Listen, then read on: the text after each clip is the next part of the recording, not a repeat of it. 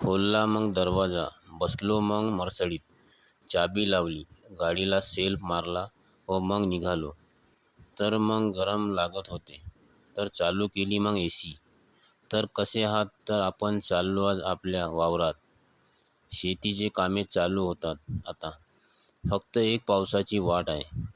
म्हणून शेतकऱ्याला पहिलेच तयारीत राहावे लागतात.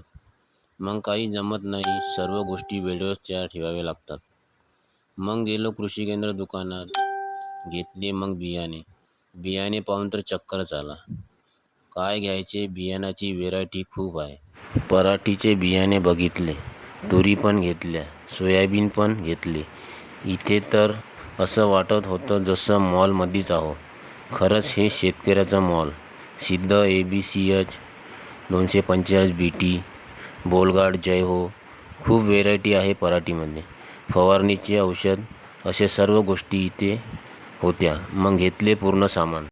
पाणी पडायच्या पहिले हे पूर्ण खात वावरात नेऊन ठेवावे लागते, कारण नंतर चिखल झाल्याने वावरात खताच्या बॅगा पोहोचणे कठीण जाते. म्हणून रामभरोसे आत्ताच नेऊन ठेवावे लागते.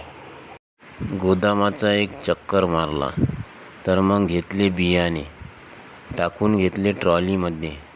खरी चक्कर तर बिल बघितल्यानंतर आली. मग दिले पैसे. ही आहे ती मशीन सरकारी. फक्त शेतकऱ्यांनाच हे बियाणे, खत, युरिया घेता येईल. त्यांचे आधार कार्ड घेऊन या मशीनवर एंट्री केली जाते. निघालो घराकडे. जाताना जो आजूबाजूचा पूर्ण शेती, जंगल नजारा तर एकदम मस्त होता. काल थोडा पाणी पडल्याने आज मोसम मस्त एक नंबर होता. तर मित्रांनो, कसा वाटला ब्लॉग कमेंटमध्ये नक्की सांगा.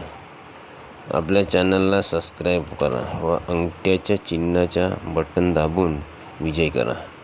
त्यामुळे तुम्हाला माझे मिनी ब्लॉगचे नोटिफिकेशन येत राहील. मग भेटल्या रोडवर रान, गाई व म्हशी. समोर गावाजवळ आलो तर काय झाड आपल्या स्वागतासाठी उभे होते. गेटमधून अंदर एंट्री केली व पोचलो आपल्या गावाला.